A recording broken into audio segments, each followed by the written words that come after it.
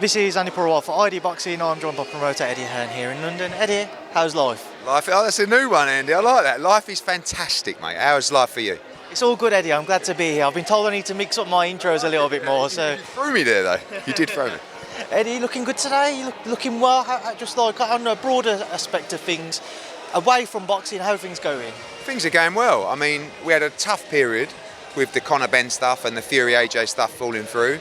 You start to get a little bit down. You start to think, do I really want to do this anymore? And then you realise why you do it, because you love it. And we've had a couple of great shows since. Got a big show on Saturday. Got Estrada Chocolatito next week in Phoenix, massive crowd. Got Warrington to finish with a massive crowd at the end of the year. So we're lucky to do what we do. Physically, I'm fantastic. Obviously, I'm a machine, but I've now started my strength and conditioning program. I'm banging to the ice baths. I'm feeling great, Andrew. What can I say? Do you actually think my name's Andrew, by the way, Eddie? Well, it's Andy. But Not short for Andrew. Really? What's it short for? Andy. Andy. Okay. Learn something new every day, Eddie. But whilst I've got you, you owe Rob Tebbutt £50. Well, what was the bet? It was out in Saudi, but I think it was Usyk would weigh below a certain amount. He wants it to go to charity. Yes. Can you confirm the charity and I'll make sure we get the payment? I can't confirm it, but he's tweeted you relentlessly about it. Well, I don't follow him, so... Yeah. Well, that's one for you to pick up on, boys, on camera again. But here we are, Eddie. Weighing day, Whyte-Franklin. As he edges ever closer, how much pressure is there on Dillian's shoulders? Not just to win, but he has to look good to bounce back from that Fury. And I think, it's a tough fight, and I think really you should be looking at his fight saying, I just need to win. But everybody expects him to win well to start calling out those bigger fights again. If Dillian Whyte was to lose on Saturday, that's 3 defeats in 4 fights. Puts him in a really strange position. Franklin's almost too chilled. I've been trying to get into him, I've been trying to rally him up, but it's just his team really that are doing that, And I think we'll see a little bit of that today. I'm excited to see the weigh-in for the main event.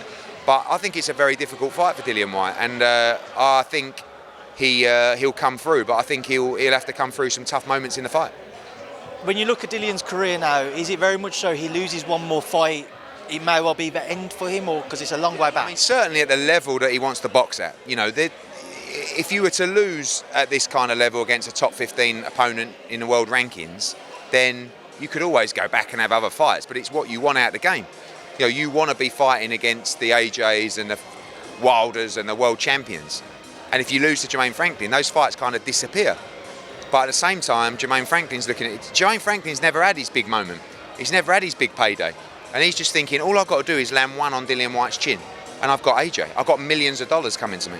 So this division, the glamour division of boxing, is very, very exciting because one punch can change everything. And they truly believe they're going to win on Saturday. You mentioned that quite a bit this week. If Jermaine does win, is that 100% the next fight for AJ? We'd have to agree a deal, but I would want to make that fight immediately. You've got an unbeaten American who would be 22-0, just beating Dillian Whyte. For the UK market, it's a perfect fight for AJ to come back in. But at the same time, Jermaine Franklin then becomes a problem. All of a sudden, people are looking at the moment going, all right, he's quite well rated in America, but is he actually that good? Then all of a sudden, say he was to knock out Dillian Whyte, he's a real threat to the world division. So I think it's going to be really interesting. I think there's a lot of pressure on Dillian and really no pressure on Jermaine Franklin. Just on AJ, what's the situation around the trainer front? Has he made his mind up yet as to more of a solid idea? There's a lot of ongoing conversations at the moment, and that's between him and 258. Obviously, we'll help him in any way if he needs any advice or any help. But at the same time, January the 1st is really when camp starts. He'll have Christmas. He'll use this month now to get everything in order.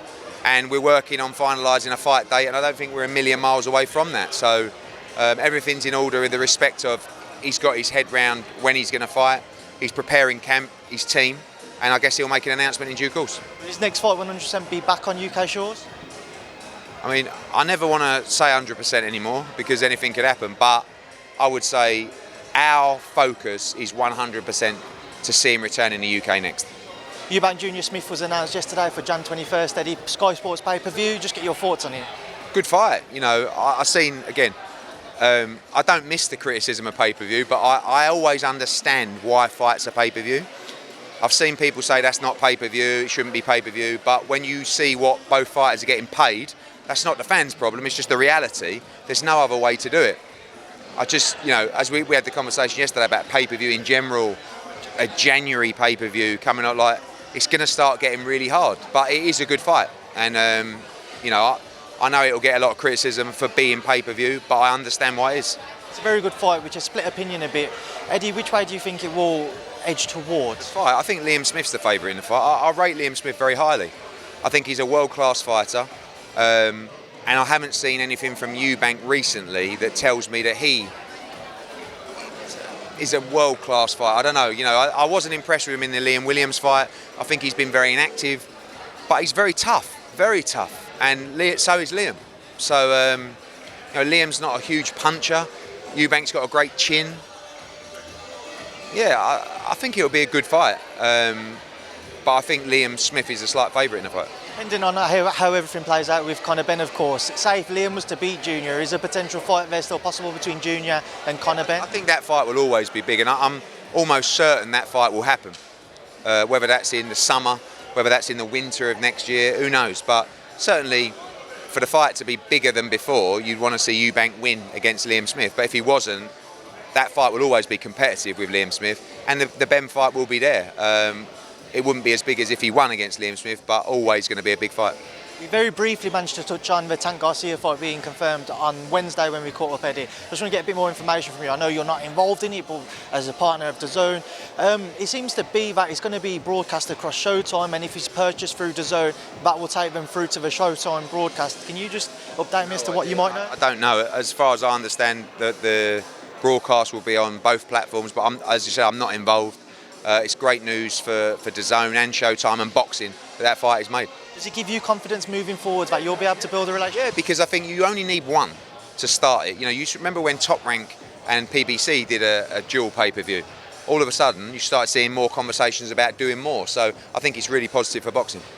John Fury had a few choice words for you a couple of weeks ago, Eddie. What did you make of it? He always does. You know, I think John, like I said, I gave an interview the other day. It's like he seems to like take his shirt off a lot and get held back a lot, but doesn't really do a lot. But I don't want to. I said that, and then a lot of people said, "Oh, Eddie, he'd kill you," and I think the answer is, yeah, he definitely would.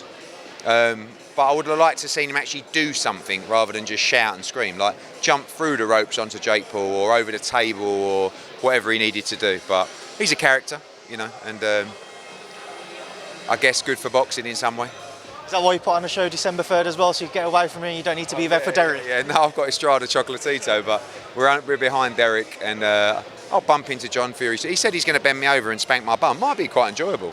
We'll see. Just final one, Eddie. You have England USA tonight. Just your words ahead of it. Anything you'd like to say to the team? I think, look, we've got a great young team of players that are proud to wear the shirt, and I think in sport these days, that's something that you don't really get the feeling that the players are that emotionally invested in their team. I think we've got the ability to go all the way. You've seen all the shock results, you know, from Japan and Saudi Arabia.